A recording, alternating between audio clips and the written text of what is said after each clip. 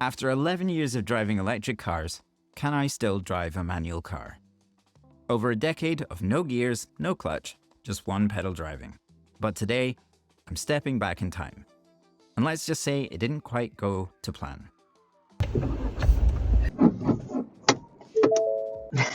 So let's find out if you can forget how to drive stick.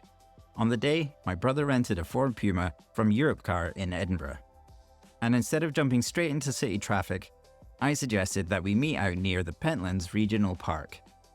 Because honestly, I didn't fancy relearning clutch control, surrounded by buses and impatient taxi drivers. The car itself was actually pretty modern. A hilariously oversized wheel, and screens everywhere. First step, get comfortable, adjust my seat, wheel, mirrors, and start the car. Well, try to start it. I'd love to say I nailed it first try, but the Puma, definitely not my fault, had other ideas. Let's just say the car made it very clear I'd done a bad job, complete with angry beeps and flashing warnings. Once I actually got moving, I could feel it start to come back. Kind of. The first few shifts were pretty clunky, like my left and right feet remembering a tap dance. A quick side note, don't try to relearn left foot braking too soon. Out on the open road though, that's where it got easier. People often assume it will be like riding a bike, and honestly, for the most part it is. Except your bike doesn't stall if you forget what you're doing at the lights. I was a bit slow setting off a couple of times. The people behind probably assumed I was texting, or even worse, bad at driving. But once I got rolling, it actually felt pretty good. More mechanical, more engaged, and a little chaotic, but in a good way. You don't realize how much thinking goes into driving a manual until you've been spoiled by electric cars. In my Tesla, it's just foot down and away you go. In this, every move is a small decision. Clutch, revs, gear, release. It's actually a lot of multitasking. But the more I drove, the more it became a subconscious thought. After a bit of driving, we needed to return the rental with a full tank, which gave me the perfect excuse to re-experience one of petrol's few remaining advantages, fast refueling. Except when you see this, $5.95 for what felt like a sip of fuel. It's hard not to think how far EVs have come over the last 11 years. Because that's roughly the same price I pay to charge mine overnight for 330 miles of range. Which, funnily enough, is exactly what the Ford Puma showed on its display. So much for range anxiety. Heading back into Edinburgh was the real test.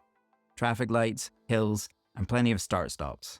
And this is where you'd want the muscle memory to really kick in. Each clutch release was smoother, each downshift cleaner. By the end of it, I wasn't really thinking about it as much. It just kind of happened. But I also noticed how much more mental load there is.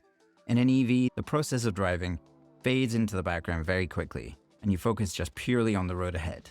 Here, you're almost constantly aware of the noise, changing gears, and the occasional aggressive beep from all the car's latest overbearing safety features. What surprised me the most, though, was feeling more connected. There's something really visceral about a petrol car. The vibrations through the pedals, the engine note changing with every gear, and even the smell when you step out. It's the little imperfections that remind you there's something mechanical happening. It's messy, but it feels more alive. Electric cars, on the other hand, feel digital, precise, effortless, and almost surgical in how they deliver power. And while that calmness is amazing day to day, you do lose a bit of that raw connection. Driving this again made me realize, EVs give you that efficiency and acceleration, but petrol gives you that emotion, even with this pokey engine. But do I miss it? And honestly, not really. If it was a sports car where you get more rewards and engagement, then I probably would. But for everyday driving, I've gotten too used to just hopping in, pressing drive, and going. One thing with petrol cars is, I did forget to turn this one off a few times though, which is a habit of just walking away from an EV. The thing I do miss is the smell of petrol. What is it about matches and petrol that smells so good? So after 11 years of driving electric cars, I can confirm, you don't forget how to drive a manual. You just forget how much work it actually is. Would I buy one again? Probably not.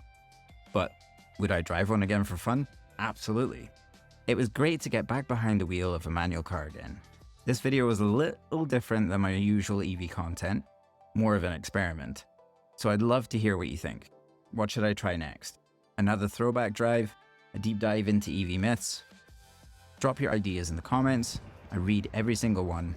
Thanks for watching, and I'll see you in the next one.